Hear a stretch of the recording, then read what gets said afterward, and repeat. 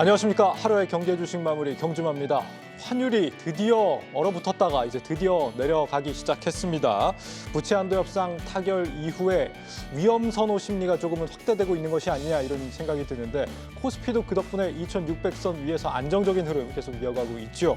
하지만 섹터별로 보면 또 상황들은 제각기 다른 것 같습니다.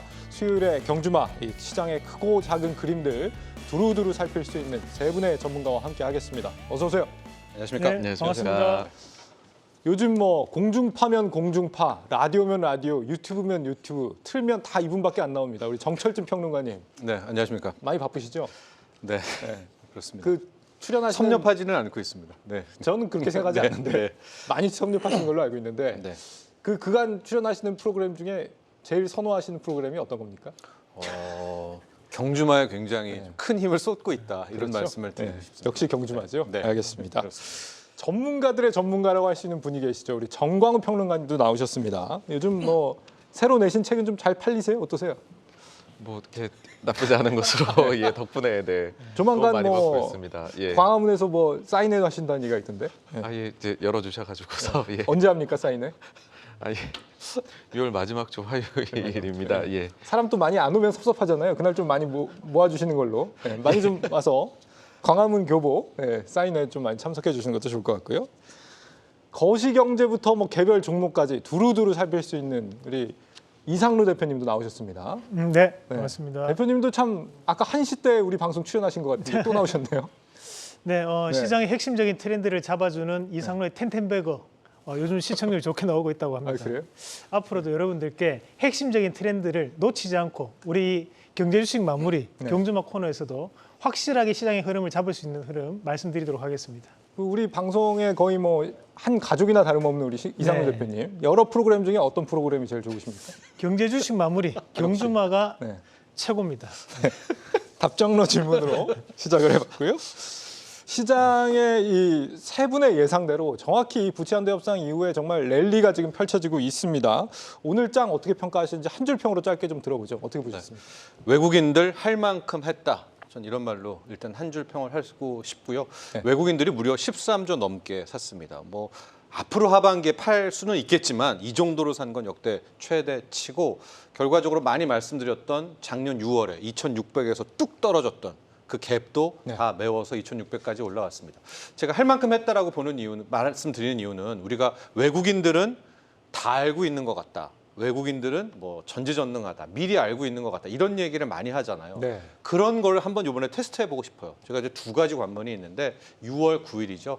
과연 우리나라 한국 주식시장이 한국 코스피가 MSCI 선진 증시의 와치리스트에 올라가는지 이거가 올라갔다면 이거 보고 들어갔구나 일단 알게 되겠죠. 네. 그리고 6월 15일 날 알게 됩니다. 13, 14일에는 6월 FOMC 회의에서 기준금리를 동결하는지 미국이 이 두 가지 만약에 이번에 관찰 대상에도 들어가고 6월 15일 날 기준금리 동결까지 또 됐다면 외국인들 진짜 알고 치고 있는 거는 이런 정도까지 의구심을 네. 가질 수 있을 만큼 그래서 할 만큼 했다 이렇게 정리하고 싶습니다. 이유는 모르겠지만 진짜 왠지 알고 있는 것만 같은 그런 생각이 들긴 합니다. 오늘 장 어떻게 보셨습니까?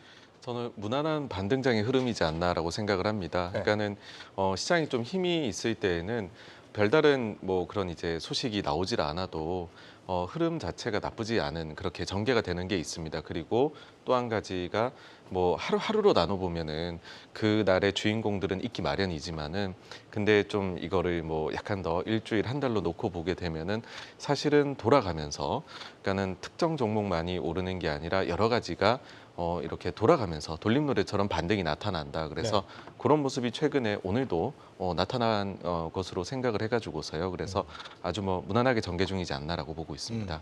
이상루 대표님 네. 어떻게 보셨습니까? 뭐 오늘 시장 자체는 이제 6월달 시장에 대한 부분에서 상대적으로 5월달에는 코스닥이 조금 약했었기 때문에 6월달 시장에서 코스닥에 대한 중소형주들이 좀 더 강한 움직임들을 보이지 않았나라고 보고 마찬가지로 이제 코스피 같은 경우에 지금 현재 지수 상방에 대한 제한적 움직임을 조금 따를 수 있는 상황입니다. 워낙 이제 저항 구간에 올라와 있는 상황이기 때문에 그렇다고 해서 또 하락폭을 보면 또 하락폭이 나오지는 않습니다. 그 말은 현재에 대한 수급 자체가 외국인들에 대한 수급으로 붙여서 올라오다 보니까 상당한 기초적인 체력이 있는 증시에 대한 움직임이라고 보고 상승폭은 제한되겠지만 계속적인 이런 개별주 양상이 다음 주 정도까지는 이어지지 않을까 그렇게 예상을 해봅니다. 네. 이제 환율 얘기를 좀 해봅니다. 환율이 확 떨어집니다. 1,200원대 장중에 갔던 게 정말 석 달 전이었던 것 같은데 네. 언제 이렇게 떨어졌나 싶습니다. 이제는 좀 뭐 불확실성을 다 털었다 이렇게 봐야 될까요? 그러니까 지금 오히려 이 소위 말 키높이가 맞는 것 같아요. 그동안에 계속되는 고민이 달러 인덱스 같은 경우에는 104, 102, 100이 깨지냐 마냐 할 때 원달러 환율은 계속 1,340원대 있었기 때문에 네. 키높이가 안 맞는다 했는데 이제 달러 인덱스는 오히려 104까지 올라가고 원달러 환율이 1,300원대 꽤나 많아 오면서 지금이 딱 맞게 되는 거거든요. 그러니까 지금부터 어디로 출발하냐가 굉장히 중요하겠죠. 달러 인덱스도 같이 꺾이고 원달러도 1,280, 1,260으로 꺾이면은 이제 커플링이 되면서 소위 말하는 가장 주식시장에서 지금 기대하고 있는 기조적인 추세적인 달러 약세가 나오는 그런 국면이다라고 보고 있고요. 네. 관건은 6월 15일인 것 같습니다. 6월 FOMC 회의에서 동결 시장 예상대로 하느냐 네. 아니면 여기서 뒤통수를 치고 네. 정말 0.25%포인트를 인상을 하느냐가 마지막 활용 점정이 아닐까라고 보고 있고요. 저는 여러 차례 말씀드렸지만은 이번에 동결과 함께 이제 추세적인 달러 약세를 전망합니다만 여러분들 같은 경우에도 계속해서 이제 키 맞았습니다. 두 개가. 네. 달러 약세가 언제 본격적으로 터지는지가 앞으로 2,600을 넘어서 더 시세를 나는지 않는지가 관건이 될 것 같고요. 네. 13조로 샀습니다. 외국인들이. 이 정도로 샀는데 여기에서 다시 원화가 강해진다. 이 달러를 다시 띄운다. 뭐 그럴 수도 있겠습니다만 가능성으로 좀 낮아 보이기는 하는데요. 뭐 예단은 금물입니다. 계속 확인해 보시죠. 예. 그런 의미에서 환율이 앞으로 계속 떨어지는지를 우리가 좀 관찰을 해볼 필요가 있겠는데 아무래도 위험 선호가 계속 이어질 것이냐 이 부분을 좀 주목해서 볼 필요가 있을 것 같거든요. 네, 그렇습니다. 그거를 좀 어떻게 될 것인지를 좀 두드려 보려고 합니다. 기준금리가 6월에는 일단 동결 가능성이 높아졌고 7월에는 그런데도 또 인상을 할 수도 있다는 거잖아요. 네, 네. 호주 같은 나라 같은 경우도 지금 보니까 동결하다가 최근에 다시 인상 한번 한다는 것 같고요. 물가가 안 잡혀서. 근데 금리를 올린다는데도 시장은 별로 그렇게 내색하거나 뭐 요동치는 것 같은 느낌은 아니더라고요. 이건 어떻게 봐야 됩니까? 네, 항상 시장이라는 것은 기대치하고 실제하고 그 괴리가 얼마나 발생하느냐 이걸 가지고서 우리가 판단을 해야 될 테인데요. 실제 미국의 국채 선물 시장의 상황을 보게 되면 네.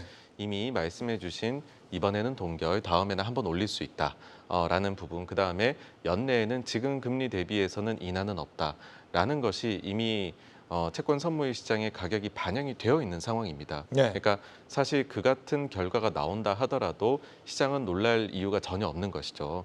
그래서 이미 그런 시장의 기대치가 실제로 다 반영이 되어 있다라고 하는 점 자체가 네. 시장 입장에서는 좀 안도감을 줄 수 있는, 왜냐하면 이래도 올린다고 하더라도 놀라지 않을 수 있는 환경이 만들어진 것이니까요. 예. 그리고 말씀해주신 최근에 이제 호주에서의 인상 같은 경우는 2번 연속으로 시장의 예상을 깨고 금리를 인상을 했습니다. 네. 다만 이제 여기에 대해서는 대부분의 국가들이 지금 그 이제 긴축을 가파르게 빠른 속도로 해오다가 최종 금리가 어디냐를 거의 지금은 찾아 나가는 단계에 있고요. 그 상황에서는 우리가 정책의 다이버전스라고 해가지고서 각국별로 자국의 상황에 맞도록 마지막 그 한 수는 조금씩 다를 수 있다라는 것이죠. 그래서 한국의 경우에는 지금 금리를 비록 동결을 했지만은 오히려 그 결정이 나온 이후에 예. 외환 시장은 좀 더 안정을 찾아가고 있거든요. 그래서 이런 부분들은 이미 다 시장에 녹아있던 이슈였었다 이고, 앞서 말씀해주신 미국에서의 그래서 긴축의 강도가 정말로 예상대로 될 것이냐에 예. 더해가지고서 우리나라의 최대 이슈라고 하면은 결국은 수출이다라는 거고, 수출 쪽에서 지금 최악의 상황은 좀 벗어나는 것으로 숫자가 나오고 있는데 그것이 계속해서 조금씩 개선되는 모습이 나온다라고 하면은 원화가 여기에서 추가로 강세로 가지 않을까라고 생각을 합니다. 예.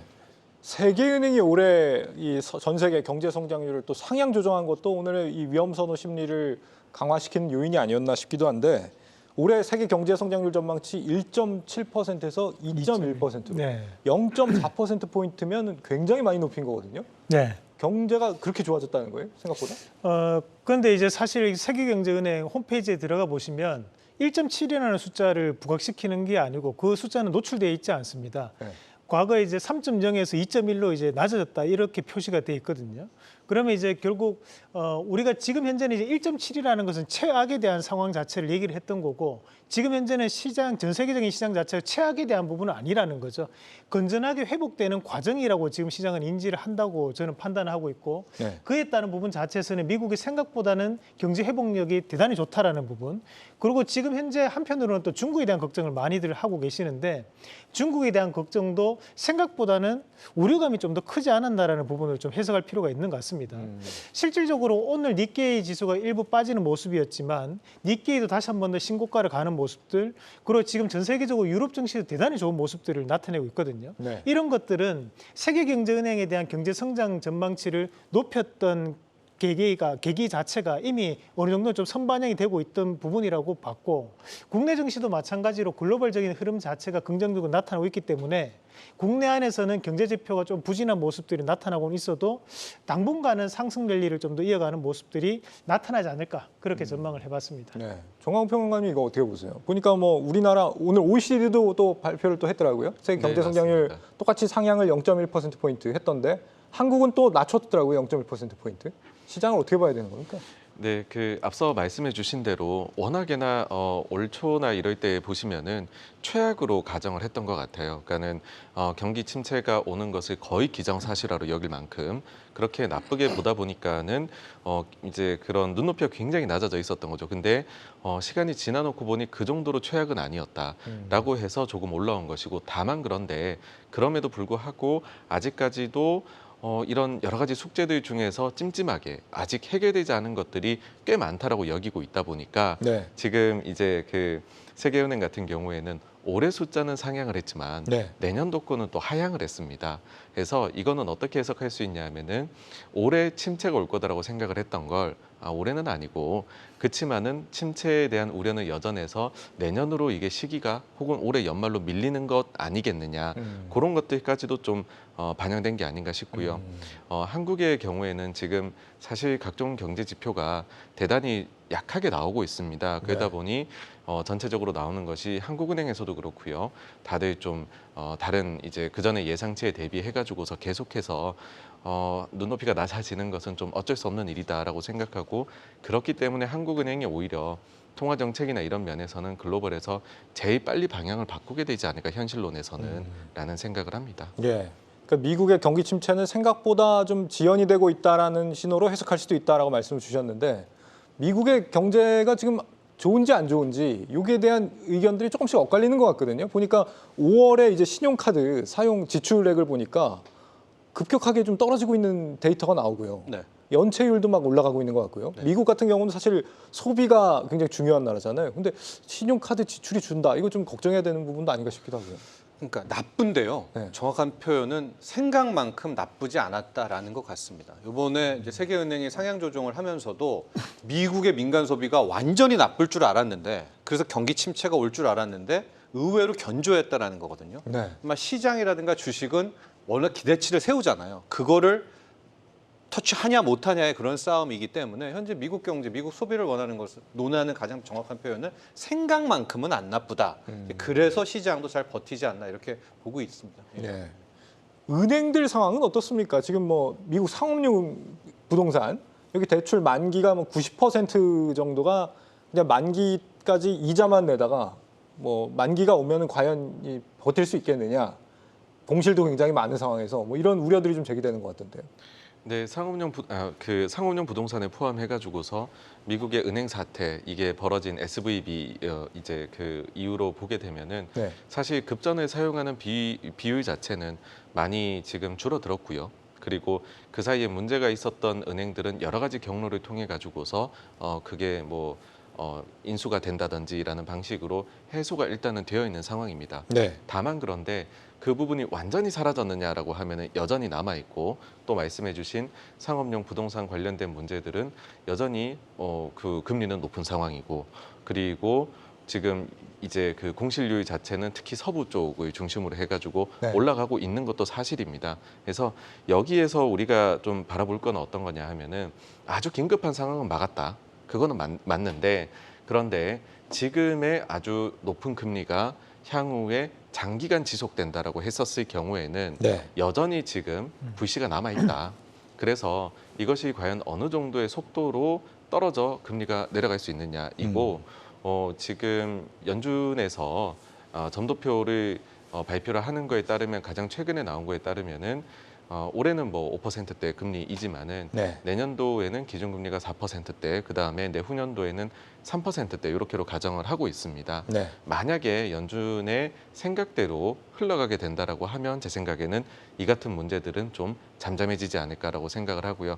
근데 이렇게 흘러가지 않는다라고 하면은 우린 또 다시 약한 고리에 있는 은행들이 문제를 겪는 것을 보게 되지 않을까인데 일단은 최근에는 연준이 좀 잘하고 있습니다. 예. 그래서 저는 연준에 대해서 기본적으로 좀 신뢰를 보내는 방향으로 기준을 잡으시는 게 어떨까라고 생각을 합니다. 예. 연준에 대해서 이렇게 호평을 해주시는 분이 얼마 만에 나온 건지 싶기도 한데 사실 이제는 이제 미국 시장을 경제 상황을 우리가 굉장히 좀 주의 깊게 봐야 되는 상황이 된 것 같아요. 예전에는 이제 중국이 우리 수출의 1등 공신이니까 중국만 바라봤는데 최근에 보니까 이제 미국의 수출도 굉장히 많이 올라왔더라고요. 그래서 미국의 경기가 꺾인다는 건 우리한테도 좀 심각한 문제가 될 수 있다고 생각이 들거든요. 네. 미국 경제가 그러면 하반기 이후에 어떤 흐름으로 흘러갈 거라고 좀 예상을 하시는지. 단기적인 이슈하고 중장기적인 이슈 두 개를 좀 보고 있는데요. 네. 단기적인 이슈는 이제 저도 이제 유튜브를 좀 나가기도 하고 찾아보면서 네. 가장 많이 법정 채무한도와 관련해서 많은 분들이 유튜버, 경제 유튜버들이 주장하는 것이 그동안에 국채 발행 못했다. 그러다가 이제 통과됐으니까 미친 듯이 국채 발행하게 되고 그럼 시중 유동성을 당겨 오게 되면서 이게 또 하나의 뭐 유동성 고갈 그리고 네. 달러가 다시 강해질 것이다. 이런 주장이 되게 많은데 저는 그렇게는 안 보거든요. 지금 보면 그 MMF에 있는 영래포보다 단기채 금리가 높아서 결국 전 MMF에서 그 미국채 발행하는 거를 소화할 것 같아요. 그렇기 때문에 갑자기 막 미국이 국채를 단기채를 많이 발행해가지고 이게 막 시중에 자금을 빨아들일 것 같지 않거든요. 그러니까 미국의 민간에 있는 단기 자금들이 국채로 들어가 살려고 가면서 뭐 네. 국채금리 튀고 시중에 뭐 유동성 마르고 다시 뭐 달러 하는 이제 그 로직은 저는 그냥 MMF가 다 사게 되면서 자연스럽게 뭐 크게 충격이 아니라고 보고 있는데 제가 좀 걱정하는 것은 이번에 호주도 봤고요. 캐나다가 오늘 밤에 어떤 그 생각을 할지 모르겠지만은 이제 5월, 6월, 7월은 일종의 보험을 들어놨어요. 네. 그러니까 작년 5월, 6월, 7월에 물가가 높기 때문에 아주 뭘 하든 간에 6월, 7월까지는 물가 상승률은 낮은 것처럼 보여지나 기저효과로. 그 기저효과로 이제 네. 8월 잭슨홀 미팅이 나오겠죠. 그 애는 없습니다. 이제 9월부터가 될 경우에 이제 물가가 분명히 쟁점이 될 거고요. 네. 이번 주말에 그 오펙 플러스들 보면은 감산 또 세게 할 것 같거든요. 여기에 설상가상 국제유가가 다시 배럴당 83달러 이상으로 올라가게 되면 유가 또 날아가게 되면 네. 그러면 8월부터 소위 말하는 스토뱅고 동결한다 치더라도 또 연준이 금리를 올려야 되잖아요. 그러면 저는 그냥 또 이게 무너진다고 보거든요. 네. 그런데 제가 지금 보고 있는 거는 약간 얘기가 길어지는데 지금 노동 지표입니다. 고용 지표. 이게 네. 무슨 얘기냐면 우리가 앞단에는 물가가 잡히는 데 보였지만 고용 시장이 굉장히 짱짱했잖아요. 네. 그래서 연준이 고용을 보고 금리를 올려야 돼. 고용을 보고 금리를 올렸잖아요. 근데 하반기가 되면 저는 고용이 무너질 것 같아요. 그래서 이게 마치 데칼코마니처럼 연준이 금리를 올려야 되는 상황에도 불구하고 인플레이션 때문에 9월, 8월, 9월부터 고용 지표가 꺾이면서 야, 고용이 무너졌으니까 금리 올리면 되겠어? 고용이 올려졌으니까 한 번 더 금리를 잡자라고 하면서 미국이 금리를 못 올릴 때 그리고 인플레가 거침없이 치솟을 때 이때 근데 전 역설적으로 주식시장의 시세가 난다고 보고 있거든요. 그래서 이게 좀 약간 기존의 어떤 패턴과는 좀 다른 뭐 저만의 생각일지는 모르나 5월, 6월, 7월 그다음 잭슨홀 미팅 다음에 네. 연준이 금리를 오르면 이때부터는 차익 실현이 맞습니다. 그러나 못 올리고 고용 때문에 뭐에 때문에 물가는 오르는데 연준이 그 어떤 긴축 행동을 못하는 가는 이때가 실은 오히려 시세는 더 난다는 그런 타이밍이기 네. 때문에 저는 이제 장기, 중장기로 미국은 이렇게 좀 접근하는 그런 생각을 갖고 있습니다. 신기하게 지금까지는 그 전망이 계속 맞아떨어지고 있는 것 같아요. 네. 네. 좋습니다. 자, 그리고 우리 오늘의 특징주들 조금 더 짚어보겠습니다. 오늘 모처럼 크게 움직인 2차 전지주 얘기 좀 해보겠습니다. 에코프로가 여전히 건재하다는 걸 오늘 과시한 날이었다 이렇게 생각이 드는데 역시나 이제 테슬라 이슈가 2차 전지주 전반적으로 좀 힘을 실어주지 않았나 싶습니다. 테슬라 모델 3 전 차종이 미국에서 보조금 1,000만 원 전액을 받을 수 있게 됐다 이런 이슈가 있거든요. 이렇게 되면 이제 최저 3,200만 원대 이 테슬라 모델 3를 살 수 있어서 토요타 캠리가 3,400만 원인데 이거보다 싸질 수도 있다. 요거 때문에 좀 호재가 된 것 같더라고요. 이거 어떻게 보셨어요, 이상우 대표님? 뭐 지금 현재 그 테슬라에 대한 배터리에 대한 부분이 이제 발목이 잡히면서 미국 내에서에 대한 세제 혜택을 받지 못하는 경우가 생겼었는데, 그러면서 지금 시장에 이슈가 돌았던 것이 국내 업체를 선점을 했던 거 아닌가라는 그런 또 루머도 함께 돌면서 그 네. 기대감이 주가에 대한 상승을 좀 이끌었다고 보고, 또 한 가지 이슈가 있었던 것이 우리가 5월달 수출입 동향표를 보면 조업 일수가 감소했음에도 이제 불구하고 유일하게 수출 물량이 증가했던 섹터군이 바로 양극재 섹터입니다. 예. 그렇다 보니까 이 양극재는 여전히 수출 물량이 크게 증가하고 있구나라는 다시 한 번 더 확인을 했다라고 봤던 겁니다. 시장에 대한 부분 자체에서 지금 보면 오늘 시장에서도 양극재 관련된 기업들이 좀 더 강한 움직임들을 나타냈었는데, 결국 에코프로라든지 에코프로 BM, LNF, 그리고 포스코 푸체엠, 그리고 포스코 홀딩스까지 이런 양극재 관련된 기업들에 대한 상승세가 앞으로도 좀 더 강한 시세를 이끌 거라고 저는 판단을 하고, 추가적으로 우리가 봐야 되는 것이 결국 테슬라에 대한 이슈는 일부 기대감이라는 부분 자체가 작용하고 있는 것으로 네. 봐야 된다고 보는데, 아직까지 확정된 부분은 아닙니다.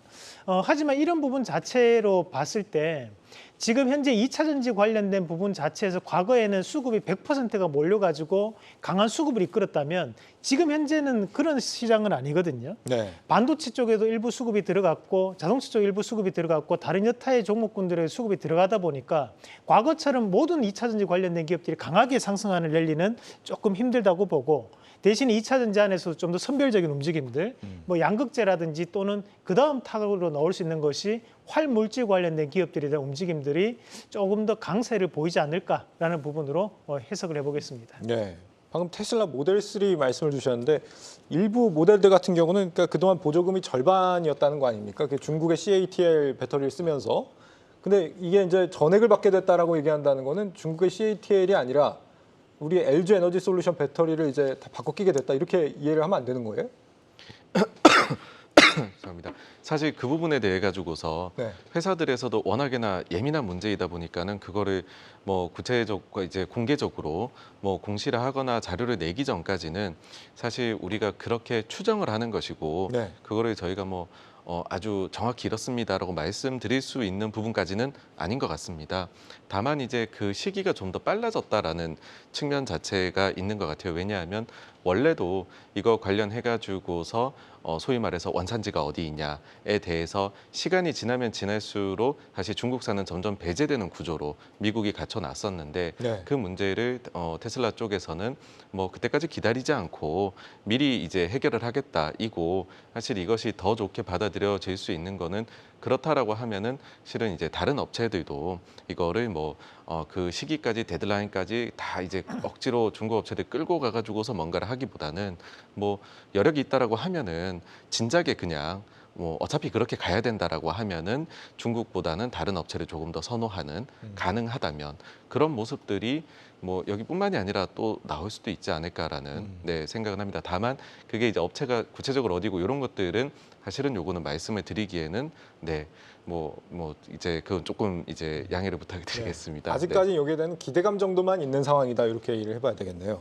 그리고 원래 이 배터리 관련된 이슈가 나왔던 것이 그 현대차의 GV 시리즈 마찬가지였거든요. GV70 같은 경우에도 우리가 배터리 혜택을 받을 것이라고 봤지만 실질적으로 전기차 세액공제 혜택을, 그렇지만 이제 SK온 배터리를 썼음에도 이제 불구하고 여기에 대한 원산지가 중국에서 건너왔던 배터리를 썼다는 것으로 인해서 제외가 되었던 상황이었습니다. 근데 지금 현재 이 GV70 모델에 대한 부분에서는 변동사항이 없고 대신 테슬라만의 변동사항이 생겼는데, 이것을 국내 업체만이 썼다고 보기는 또 힘든 것이 미국 내에는 배터리를 생산하는 회사들이 우리나라 업체만 있는 것은 또 아니거든요.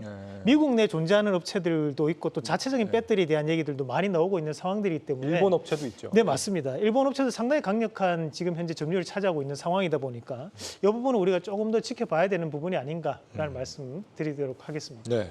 앞서서 이제 양극재 같은 경우는 수출이 좀 늘어나기 시작했다는 네. 말씀 주셨는데 리튬 같은 경우는 또 고민이 되는 부분이거든요. 중국에서 굉장히 많이 우리가 리튬을 들여오고 있지 않습니까? 근데 중국은 요즘에 뭐 남미나 아프리카 같은 데서 리튬 광물 엄청나게 좀 새로 늘리고 있다 이런 얘기가 있더라고요. 2년 후에는 세계 리튬 생산량의 3분의 1을 중국이 장악할 것이다. 우리 이 배터리 업체들 이런 부분 좀 고민해야 되는 상황 아닌가요? 이미 고민을 하고 있을 겁니다. 그리고 이게 엄밀히 말하면 좀 긍정적이기도 한 것이 중국에게 그동안 많이 당했잖아요. 네. 중국이 이런 식으로 독점적 체제를 간 다음에 마치 자신들의 이제 갑질을 하게 되는 이런 패턴들이 많이 있어서 아마 우리의 2차 전지 관련주들 또 관련 기업들도 네. 애당초 리튬, 흑연, 니켈 이 이슈 나오고 중국에 올인돼 있다는 할 때부터 아마 다각화라든가 또 다른 공급망 확보에 굉장히 많이 심혈을 기울였던 것 같습니다. 그래서 이제 그 다음에 2차 전지 옥석 가리기 뭐 이런 것들이 나왔을 때 보는 포인트 중에 하나는 과연 얼마나 많은 이 광물의 밸류 체인을 이 기업이 확보하고 있느냐 아니냐가 저는 또 하나의 선별 내지는 그 회사의 경쟁력이 될 거라고 보고 있거든요. 네. 그러니까 중국도 자신들의 원자재 파워를 더 강하게 하기 위해서 밀어붙이겠지만 우리나라의 기업들도 뭐 남미를 찾아간다든지 인도네시아를 찾아간다든지 이 어떻게 되든 아니면 중국과 뭐 합작을 때려가지고 같이 들어간다든가 뭐 캐나다를 들어간다 이런 식으로도 우리의 탈출구를 찾을 수 밖에 없기 때문에 와 중국이 저렇게 원자재를 다 갖고 있으면 거기에 휘둘리지 않아? 좀 이렇게 너무 부정적으로 생각할 필요는 없지 않나? 또 이런 견해도 갖고 있습니다. 중국이 우리나라 LG 에너지 솔루션하고 같이 캐나다 합작해 들어가자 그러면 우린 들어가는 게 맞는 선택인 거예요? 뭐 여러 가지 따져봐야 되겠지만은 네. 뭐 저는 나쁠 건 없다고 보여지거든요. 예. 그런 식으로 또 우리 기업들 보면 자체적인 광산 확보된 데들도 좀 꽤 많이 있습니다. 네. 그런 역량 파악들을 좀 체크해 보시면 좋을 것 같습니다. 예. 리튬 가격이 2031년이 되면은 뭐 굉장히 폭등할 거다 이런 보고서가 칠레에서 나온 것 같더라고요. 리튬 생산 굉장히 이런저런 기업들이 많이 지금 막 찾아 나서고 하고 있는 상황인데 가격이 왜 오른다는 거예요? 사실 뭐 제일 근본적인 이유는 수요가 워낙에나 좋을 것이다라고 생각이 되기 때문에 수요 때문에? 네, 그렇습니다. 네. 그러니까는 결국은 사실 이제 뭐 지금 당장이 아니라 최근 몇 년간의 흐름을 보시게 되면은 뭐 전기차와 관련해 가지고 밸류 체인에 있는 기업들이 우리가 특히 더 좋기는 했지만은 글로벌로 주목을 받았었고 그 과정에서는 생각보다 전기차의 침투 속도가 더 빠르다이고 그러다 보니까는 앞서 말씀해 주신 대로 지금 보조금까지 포함을 하게 되면은 상당히 가격 매력이 있는 그런 또 상황이거든요. 네. 그러다 보니까는 수요가 생각보다도 더 빠르게 예전에 이제 생각했던 것보다 올라온다인데 근데 현실적으로 광산이나 이런 부분들은 네. 보시게 되면은 이게 개발을 하는 데에 그만큼 탄력적으로 빠르게 개발이 올라오거나 그러기에는 좀 어렵거든요. 아무래도 이 부분에 있어 가지고서는 뭐 환경 문제라든지 여러 가지들이 영향을 미치기 때문에 네. 즉각적으로 이렇게 캐파가 즉시 늘어나고 이런 게 어렵다 보니까는 여기에서는 이제 뭐 여러 조사 기관들에서는 현실적으로 봤었을 때는 수요 공급을 생각해 보면은 가격이 상승을 하지 않겠느냐라는 보고서를 내놓는 것이고요. 다만 근데 저희가 지금 뭐 유가도 그렇고 여러 가지들 커머더티 가격에 대해 가지고서 장기적으로 보시면은 이게 전문가들조차도 사실 틀리는 경우가 많이 있습니다. 네. 그래서 뭐 기본적으로는 이렇게 이제 그 전문가가 여기에서는 좀 상승을 내다보고 있다라는 걸 두시고서 근데 그것을 완전히 이제 그렇게 반드시 될 거야라고 보시기에는 사실 커머더티는 여러 가지 변수로 움직이기 때문에 네. 예, 그래서 그런 점들은 조금 리스크 요인도 살짝 감안을 하시면서 투자에 참고를 하시는 것이 저는 더 낫다고 생각을 그러면 합니다. 리스크 요인도 조금 짚어주실 수 있나요? 네, 가령 이제 가장 크게 리스크 요인으로 나올 수 있는 거는 오히려 너무 중요하게 돼버리면은 각국 정부에서 네. 무언가 소위 말해서 회방을 놓는다든지 자국 중심으로 돌리기 위해 가지고서 뭔가 또 조치들이 말도 안 되는 것들이 종종 나오는 경우들이 뭐 이제 잊지 말라는 법은 없거든요. 네. 예, 그런 것들이 나오게 되었을 때에 뭔가 가격에 미친 영향이 있을 수 있고 또 다른 하나는 커머더티가 보통의 경우에는 이렇게 우리가 예상하는 그런 캐파의 증대 이런 게 있는데 네. 또 갑자기 어딘가에서 뭐 사실 미국의 쉐일 오일 같은 것들이 갑자기 그렇게 많이 나올 줄은 몰랐었거든요. 그래서 그런 부분들도 보이기 때문에 아주 장기적으로 몇 년 뒤에 얼마가 될 거야라는 거를 우리가 예상하기는 사실 매우 어려운 일이다. 저는 뭐 그렇게 생각을 합니다. 네. 그런 리스크 요인을 감안할 때 포스코 홀딩스 같은 경우는 자체적으로 이제 생산할 수 있는 리튬 확보를 하고 있는 상황이니까 좀 긍정적으로 봐야 되는 부분이 있지 않습니까? 앞서 이제 정광훈 평론가님 말씀하셨던 것처럼 네. 이제 이 포스코 홀딩스도 현재 뭐 니켈 광산 같은 경우 인도네시아에 대한 부분 또 가지고 있고 그리고 이제 아르헨티나 리튬 뭐 호수 같은 경우에도 그에 따른 개발할 수 있는 법인회사에 대한 지분을 포스코홀딩스 100% 지분을 또 보유하고 있습니다. 네. 그럼에도 이제 불구하고 우리가 이런 것들은 막연한 이제 긍정적인 부분이지만 또 다른 한편으로 좀 부정적인 부분을 또 본다면 우리가 이제 지금 현재 칠레에서 나왔던 보고서거든요. 네. 근데 칠레가 리튬을 두 번째로 가장 많이 생산하는 나라입니다. 그렇다 보니까 우리가 이거를 100% 객관적이라고 보기도 또 힘들다는 거죠. 그렇군요. 왜냐하면 본인들 입장에서는 당연히 리튬에 대한 수요가 늘어난다고 계속적으로 얘기를 해야지만 본인들에 대한 가치가 또 올라갈 수 있는 거고 네. 지금 현재 전 세계적으로 가장 많이 생산하는 나라 세 군데를 보면 호주, 그다음에 칠레, 그다음에 중국이거든요. 그렇다 보니까 우리가 이런 원자재를 부국이 얘기하는 것을 100% 신뢰하는 것은 조금 어렵다는 부분을 먼저 전제하고 가정해야 되는 부분이고 네. 또 한 가지는 이제 국유화에 대한 가능성이에요. 그 칠레 같은 경우에도 우리가 포스코홀딩스와 이렇게 계약을 했지만 나중에 돼서 본인들이 우리는 국유화하기 때문에 그런 부분에 대한 제약을 그냥 이렇게 나몰라라 할 수도 있는 부분이니까 대신에 계약적인 부분만 잘 지켜져 온다면 지금 현재 과정에서 봤을 때 포스코홀딩스가 가장 유리한 부분은 사실입니다. 왜냐하면 포스코홀딩스 같은 경우는 지금 양극재와 음극재에 대한 부분은 포스코 푸처엠이 보유를 하고 있는 부분이지만 나머지 리튬이라든지 또는 폐배터리, 실리콘 음극재 또는 이제 전고체 배터리에 대한 부분까지도 모두 다 지분적인 확보를 해 있는 상황이라고 봐야 되는 부분이고요. 네. 하지만 이제 우리가 에코프로 그룹 같은 경우에도 우리가 전구체에 대한 내재화를 꾸준하게 정책적인 방향으로 가지고 가는 기업이거든요. 그래서 우리가 이 에코프로가 지금 현재 구간에서 뭐 전고체에 대한 내재화가 되지 않는 기업이다라고 보기는 또 힘든 것이 본인들도 거기에 대한 포커스를 맞춰가지고 가고 있는 시점이기 때문에 계속적인 이제 방향을 좀 봐야 되지 않겠나. 결국에는 내재화를 하면서 미국의 IRA에 대한 세제 혜택을 맞추기 위한 방법적인 부분을 계속적으로 연구하고 개발해 나갈 것이다. 라고 보는 입장이죠. 사실 이제 우리가 미국의 IRA에 대한 그 광물에 대한 요건을 보면 우리가 미국뿐만이 아니라 미국과의 FTA를 맺은 나라에 대해서는 세제 혜택이 40%? 가능하다라는 네. 요건이 있거든요. 네. 그 말인즉슨 미국과에 대한 FTA를 가진 나라에 대한 부분 자체에 대해서 내재화가 이루어지는 기업들은 지금 현재로 보면 동일선상으로 봐야 되는 입장이라고 저는 판단합니다. 네네. 어쨌거나 너무 경도되지 않은 좀 중립적인 입장에서 경계감을 갖고 봐라 이런 말씀을 지금 두 분 다 주셨습니다. 근데 2차 전지 이제는 뭘 붙잡고 가야 되냐 너무 많다 보니까 너무 또 많은 우리가 혼돈의 시간을 겪어보니까 좀 이제는 헷갈려요. 이제는 이 좀 섹터들을 어떤 걸 봐야 될지 하나씩 좀 짚어주시면 좋을 것 같은데 2차 전지 안에서도 어떤 섹터를 좀 보는 게 좋겠습니까? 저는 화학을 좀 보고 있거든요. 화학이요? 네, 뭐 저희가 원자재 버블을 늘 얘기를 했고 뭐 탑픽이 차화태잖아요. 네. 근데 차는 이제 2차 자동차지만 전기차하고요. 화학은 이게 저는 국제유가가 한 번 더 시세를 친다고 보고 있거든요. 그러니까 기존의 올드 산업에서의 화학도 있지만 네. 지금 화학 업체들은 2차 전지 배터리 관련한 이제 새로운 그 재료 만드는 화학도 같이 화학에 있기 때문에 네. 저는 2차 전지 관련해서는 오히려 LG화학 같은 것들 회사들이 네. 더 양쪽에서 다 먹을 포션들이 있다.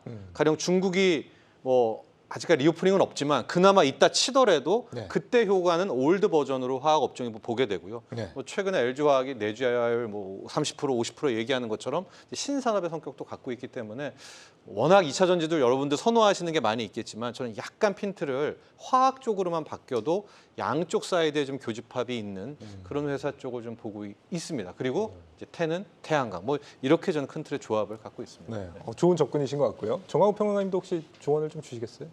네, 뭐 사실은 다 같이 이 섹터가 갔었던 그런 모습이 나왔다라고 하면 그 뒤에는 네. 아무래도 그 내에서 조금씩 차별화가 나타날 수밖에 없을 것이고요.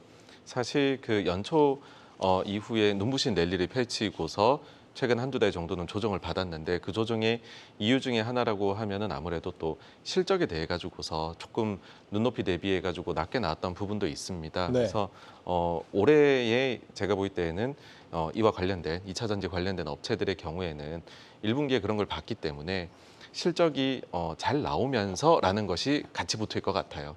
그래서 저는 뭐 특정한 분야에 대해 가지고서 각각 나눠서에 대해서는 아마 이제 두 분께서 말씀을 다 잘해 주실 테니까 네. 그러면은 여기에 하나를 더 갖다 붙인다라고 하면은 실적에 대해 가지고서 결국은 좀 숫자가 더 이제 예상보다 잘 나온다라고 하면은 그 부분을 완전히 이제 금상첨화로 여기지 않을까. 왜냐하면 그게 조금 무너진 것이 네. 최근 주가 조정의 빌미를 또 제공한 측면이 있기 때문에 반대로 생각해 보면 예 그렇게로 생각이 됩니다. 두 분이 주어주신 주목하라고 보시는 그 섹터에서 실적까지 잘 나오는 종목을 찾으면 딱이겠네요. 이장로 대표님 그 아까 양극 활물질 말씀하셨나요? 네. 우선은 이제 우리가 2차 전지 안에서 단가로 따진다면 52% 한 56% 정도 차지하는 것이 양극재입니다. 그러니까 무조건 양극재 1등입니다. 어쩔 수 없는 거고, 다만 이제 우리 양극재 다음에 우리가 흔히 음극재 얘기도 많이 하고, 그 다음에 분리막, 전해질 얘기를 많이들 하시는데, 네. 실질적으로 이제 실적이 가장 잘 나오고 있는 쪽이 또 분리막입니다. 왜냐하면 이제 분리막 같은 경우에는 아직까지는 저평가를 좀 많이 받고 있는 이유 중에 한 개가 우리가 결국에는 이 분리막 시장 자체는 없어지지 않을까. 왜냐하면 2027년도가 넘어가고 나면 전고체 배터리가 상용화될 수 있고 상용화된다면 분리막은 그때부터는 활용도가 떨어질 것이다라고 시장은 예측을 했었기 때문에 네. 분리막 관련된 기업들, 뭐 SK E&F 테크놀로지라든지 네. 또는 이제 WCP 같은 기업들이 상당한 실적임에도 불구하고 저평가돼 있던 게 사실이었거든요. 하지만 지금 시장에서 주목을 했던 것은 양극재였단 말이에요. 결국에는 양극재라는 것이 앞으로 시장은 어쩔 수 없이 이 양극재가 제일 중요하기 때문에 저는 계속 여기에 주목한다고 보고 상대적으로 좀 처져 있던 뭐 분리막에 대한 반등 가능성도 저는 높다고 보고 대신에 굳이 나는 꼭 2차 전지 안에서 꼭 한 종목만 사보겠다. 그러면 일단 양극재를 무조건 보셔야 되는 거예요. 양극재를 보고 만약에 기업적인 측면에서 우리가 좀 더 발전 가능성을 보겠다 하면 저는 이제 포스코홀딩스도 대단히 좋은 선택이 될 수 있다. 왜냐하면 이 포스코홀딩스가 지금 현재 철강에 대한 매출이 50에서 55% 정도를 차지합니다. 네. 하지만 우리가 2차 전지 분야에 대한 것은 포스코홀딩스 연결 실적 안에서 2%에서 5%거든요. 예전에 이제 우리가 SK 이노베이션 같은 경우에도 2차 전지에 대한 분야가 5% 내외였어요. 하지만 그때부터 재평가를 받으면서 상당한 주가적인 상승이 나타났었기 때문에 포스코홀딩스도 우리가 뭐 자회사에 대한 상장 이슈가 없었기 때문에 지금까지 저평가를 받았다고 저는 보고 기업 자체적인 부분을 본다면 충분히 발전 가능성은 있지 않나라는 말씀도 함께 드리고 싶습니다. 네.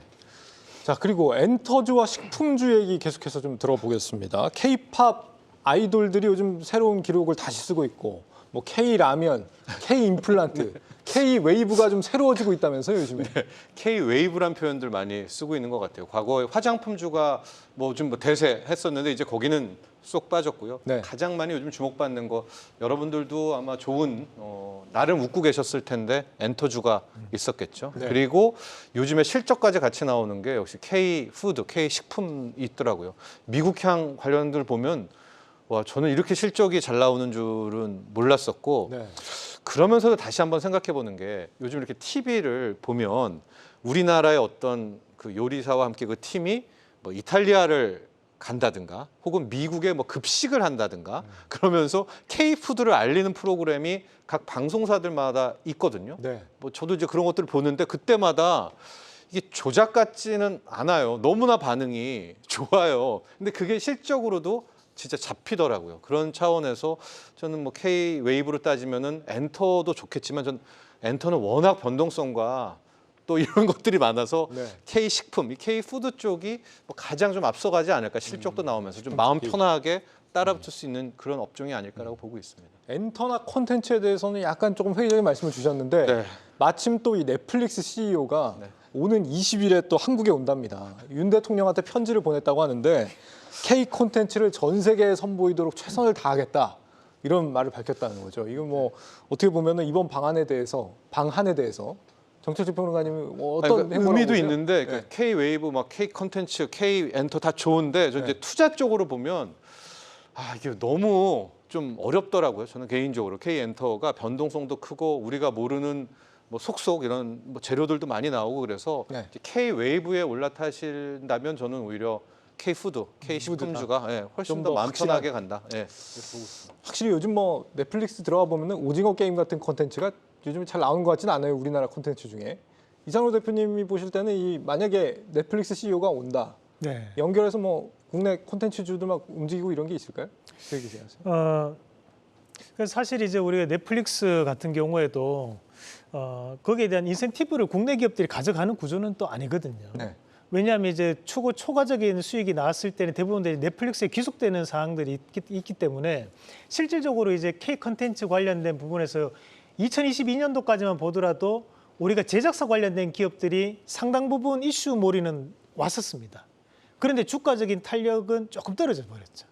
뭐 스튜디오 드래곤 같은 기업도 만약에 이슈몰이로 따진다면 주가가 이미 10만 원 넘어갔어야 되는 거예요. 네. 하지만 지금 주가는 오히려 쳐져버렸던 상황들이니까 제작사에 대한 부분 자체에서 큰 베네핏이 돌아갈 것 같지는 않습니다. 제가 판단했을 때는.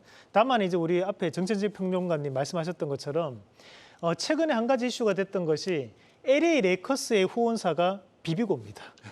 네, 만두 아시죠? 네. 그런 부분 자체를 본다면 K푸드라는 것이 꾸준하게 움직임을 나타내지는 않을까. 그리고 여기에 또 한 가지 더 붙인다면 최근 들어서 1인 가구 증가하고 있다 보니까 밀키트가 대단히 많이 나오거든요. 그런데 그런 밀키트 관련된 부분 자체는 아직까지도 춘추 전국 시대에 대한 움직임들이 많이 나타나고 있습니다. 네. 하지만 이런 류에 대한 부분에서 마진 확대가 들어간다면 결국 대기업 쪽에서에 대한 부분이 상당히 빠르게 진행될 수 있다고 보고 이런 음식료 관련된 기업들을 하나 정도는 우리가 좀 관심 있게 가져보면 어떨까라는 말씀도 함께 드리면서 대신에 이제 음식료 관련된 기업들은 거래량이 또 작습니다. 그렇다 보니 매수를 하실 때는 거래량을 꼭 판단을 하시면서 매수하시면 좋겠다. 그런 말씀도 함께 드리고 네, 싶습니다. 좋은 팁까지 주셨습니다.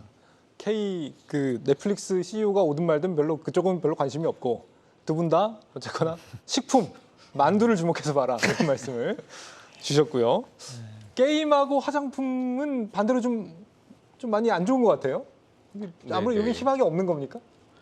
아무래도 원래 뭔가 K자가 붙었었던 원조 그런 열풍의 주역이라고 하면은 우리가 화장품 그리고는 게임을 꼽을 수가 있을 것 같아요. 그런데 이 분야에서는 다른 나라들의 경쟁력이 많이 올라온 것 같습니다. 그러니까 화장품이 예전에는 우리가 중국에서 상당히 좋은 실적을 거뒀다라고 하면 네. 중국이 한알령도 있었겠지만은 자국 내에서 그러니까 아주 고가 라인업을 제외하고서는 자국 제품을 좀 선호하는 것이 많이 생겨난 그 영향을 받은 것 같고요. 그다음에 게임의 경우에도 이제는 과거에는 우리가 중국의 차트를 폭격을 했다면 네. 이제는 오히려 중국에서 만든 게임이 우리나라 순위 상위권에 머물러 네. 있거든요. 그러니까는 중국에서도 게임 제작하는 능력이나 이런 게 상당히 좋아졌고 그래서 우리가 판호가 열렸음에도 불구하고 중국에서 사실 기대했던 실적만큼은 올리지를 못하고 있는 게 현실입니다. 네. 그래서 이쪽에서는 이제 그렇지만은 완전히 포기하기는 그런 게 항상 소비재라는 거는 의외성이 있더라고요. 우리가 예상 못한 제품들이 나오잖아요. 그래서 이쪽에 투자를 하신다라고 하면 뭔가 이제 신제품이 나왔는데 그게 좀 인기몰이를 한다라고 하는 거가 발견이 된다라고 하시면은 사실은 그때부터 해가지고서 업종에 관심을 가지셔도 저는 뭐 괜찮지 않을까 그렇게 생각을 합니다. 네. 사실 게임주 같은 경우는 중국 말고도 활로를 열심히 찾고는 있는 상황인데 보니까 뭐 확률형의 아이템에서 뭐 다른 걸로 좀 변화하려는 시도들도 좀 있는 것 같긴 하더라고요. NC소프트 뭐 이런 데 보니까 뭐 잘 되지는 않는 상황인 것 같지만 근데 이제 화장품주 같은 경우는 네. 진짜 좀 반등의 모멘텀을 찾기가 좀 어려운 상황인 것 같기도 하고요. 네, 그런 것 같습니다. 예. 차트상으로도 수급상으로도 좀 그런 것 같고요. 결과적으로 일단 중국 쪽은 아닌 것 같습니다. 그렇다면 이제 K 화장품의 자체적인 어떤 새로운 성장 동력이라든가 모멘텀을 찾아야 되는데 네. 현재로서는 이게 참 잘 안 보입니다. 어떤 뭐 새로운 건수가 있어야 되잖아요. 네. 이제 그런 것들에 좀 촉발할 수 있는 것들을 좀 찾아야 되는데 현재로서는 진짜 좀 잘 안 보이는 것 같습니다. 네. 네. 알겠습니다. 또 좀 마지막으로 한 가지 특징주를 더 짚어보죠. 이 후쿠시마 오염수 방류 이 이슈로 오늘 또 테마가 묶였습니다. 오염수 방류가 이제 좀 임박했다라는 건데 이제는 진짜 수산물은 다 먹었다 싶더라고요. 이제 이거 다 오염된 수산물을 어떻게 먹냐 이런 걱정들 많이 하시는 것 같고 이거 뭐 익혀 먹는다고 해결되는 문제가 아니잖아요. 이거는. 네. 어떡합니까 이거? 사실 이런 부분들에 대해 가지고서는 저희가 예상하기 좀 힘든 면이 있는 것 같습니다. 그러니까는 소비자 행태 자체가 저희가 예전 같은 경우에는 뭐 아주 이렇게 갑자기 불타올랐다가 그 네. 다음에는 그게 빠르게 좀 뇌리에서 잊혀지는 그런 경우들이 많았었는데 점점 시간이 지나면서 최근으로 오면 올수록 뭐 그 불매운동 같은 것도 보시게 되면은 네. 정말로 이름까지 다 가리고 해도 그걸 끝끝내 찾아내 가지고서 우리가 이건 A라는 회사에서 만들었으니까는 우리가 소비를 하면 안 돼 이런 것까지도 가는 것 같거든요. 그래서 생각보다 소비자의 우리나라의 행태 자체가 상당히 좀 과거 대비해 가지고서는 이런 쪽에서는 지속성이 있을 수 있다라고 생각을 하고요. 그래서 좀 이런 부분에 있어 가지고서는 저는 생각보다는 이슈가 조금 더 되지 않을까라는 생각을 합니다. 네. 오늘 증시에서 움직인 종목이 사주 시푸드, 동원 이런 수산물 관련주들이었는데요. 네. 수산물이 피해를 보는 거잖아요. 근데 수산물 관련주가 오른다는 게 이게 좀 납득이 잘 안 돼서. 뭐 일단 가공식품주기 때문에 항상 보면 이제 전통적으로 우리가 후쿠시마 오염수 관련주라고 하면 움직이는 종목군들이 있습니다. 네. 그건 사실 이제 우리가 수산물에 대한 부분이 피해를 받아서 그럼 육계가 많이 팔린다. 이것도 사실 주식시장에서는 성립하지만 일반적인 객관적인 사고로는 의아할 수 있거든요. 네. 생선 드시는 분들이 갑자기 닭고기 드시지는 않잖아요. 이제 층이 다른 거죠. 먹는 층이. 하지만 이제 주식시장은 이제 전통적인 관례상 네. 이제 항상 보면 수산물이 피해를 받으면 육계가 오르고 또는 이제 가축류가 피해를 받으면 육계가 오르고 뭐 조류독감이 불면 구제역이 갑자기 올라가요. 구제역 관련주가 올라간다든지 이런 부분들이 그냥 전통적으로 이제 움직였던 부분이었고 네. 다만 제가 조금 더 주목해서 봤던 건 이제 소금 관련주가 좀 올랐던 부분이었습니다. 소금이요? 그리고 이제 우리가 김 관련주가 또 움직임이 좀 나타났었는데 네. 또 김을 유통하는 기업들이 또 아니나 다를까 또 음식료 관련된 기업들입니다. 네. 그렇다 보니까 음식료 관련된 기업들에 대한 움직임도 지금은 좀 눈여겨봐야 되지 않나. 그리고 제가 따로 그 히말라야 소금 관련주도 한번 찾아봤었는데 네. 히말라야 소금을 왜 찾아보신 거예요, 갑자기? 이제 히말라야 소금 같은 경우에는 거기 이제 바닷물로 만드는 소금이 아니기 때문에 이제 압력물로 소금을 만들어내서 우리가 핑크 소금이라고 얘기를 하는데 좋은 아이디어네. 네. 그래 메드 인 파키스탄 자체가 많거든요. 네. 그래서 그거를 검색을 다 해봐도 사실 이제 관련주가 비상장 기업 한 군데가 있고 나머지는 이제 관련된 기업이 없어 보였는데 대신에 이 히말라야 소금을 유통하는 기업들이 음식료 관련된 기업들이 또 많습니다. 그렇다 보니 뭐 우리가 건너서 계속적으로 뭔가 이런 후쿠시마 오염수 관련 방류가 이슈화가 된다면 결국 또 음식료 관련된 기업도 이런 한 달이 걸치면서 또 상승할 수 있는 그런 움직임도 나오지 않을까 그렇게 예상을 한번 해봤고 네. 대신에 오늘 시장에서 수산물 관련주에 대한 움직임 자체는 앞서 우리 앵커님 말씀하셨던 것처럼 점점 시청자들이 상당히 스마트해지고 있거든요. 그러면 정말로 이걸로 인해 가지고 수혜를 받을 수 있는 종목이냐 아니면 이게 오히려 이제 악재가 되는 부분이냐를 저는 좀 더 판단을 할 것 같습니다. 그런 과정들을 봤을 때 이런 일일비하는 그런 테마에 대해 집중하지 마시고 네. 좀 더 원칙적인 부분에서 정말 관련되는 기업들을 네. 지금 보시는 방법이 어떨까라는 말씀을 좀 드리고 싶습니다. 그런 의미에서 이 주식 종목으로서 말고 이 수산업계가 앞으로 어떻게 될 거라고 보시는지 이런 건 이제 평론가님께 여쭤보는 게 맞는 것 같아요. 지금 IAEA 국제원자력기구 시찰단이 갔다 왔죠. 네. 하고 아마 보고서가 최대한 늦게 나오겠지만 이달 중에는 나올 것 같습니다. 근데 일본이라는 나라가 그동안 해왔던 뭐 미국에 대한 로비라든가 정치적인 로비라든가 이런 것들에 명분 세우고 하는 것들을 본다면 오염수는 방출을 할 것 같습니다. 네. 아마 이달 중에 국제원자력기구가 이제 보고서 내고 뭐 이상 없어 이렇게 나오면 이걸 이제 명분 삼아 7월이 될지 8월이 될지 모르겠습니다. 왜냐하면 우린 또 강력 반발하게 될 테니까. 그러나 올 여름에는 일단 후쿠시마 이 관련한 오염 수들이 방출은 된다라고 아마 각오는 해야 될 것 같거든요. 그런데 오늘 우리가 이제 주식시장에서 이제 이렇게 떴던 것은 그게 이제 8월 정도가 방출이 되잖아요. 그럼 그 사이에 지금 이미 소상공인들 사이에서도 많이 나오고 있는데 빨리 소금 사두자. 왜냐하면 방출 전의 소금과 방출 후의 소금에 대한 소비자들의 얼마나 그게 많이 나오겠습니까? 네. 이제 그런 것들 이슈 때문에 끌어올렸기 때문에 투자적인 측면에서는 이건 막상 방출이 되면 오히려 소멸되는 재료 같다라고 이제 말씀을 드리고 싶고요. 그러나 이제 과연 이 후쿠시마 원전 관련한 이 오염수들의 방출 이슈를 참 우리 정부와 우리 학계와 우리 환경계는 이걸 어떻게 대응해 풀어야 될 건가? 이것은 지금 또 다른 담론으로 투자적 외의 관점으로요. 네. 풀어가야 할 또 국민과 한번 이 모든 이슈들을 좀 공유해야 될 그런 부분들이 있을 것 같은데 의외로 이 사실을 잘 모르시더라고요. 주변에는 이게 여기까지 진행됐다라는 거를 또 잘 모르시는 부분들이 있는 것 같습니다. 상당히 심각한 문제인데 좀 이쯤에서 모두들 주의를 좀 환기할 필요가 있지 않을까 생각을 해봅니다. 내일이 내 마녀의 날입니다. 4가지 파생 상품의 만기가 모두 함께 몰려 있다 이런 의미인데 그래서 뭐 매물도 쏟아져 나오고 주가도 많이 뭐 출렁일 수 있다 이런 경계감이 나오는 거죠. 시장에 대한 경계감 늦추지 마시길 바라겠습니다. 내일 뵙겠습니다. 고맙습니다.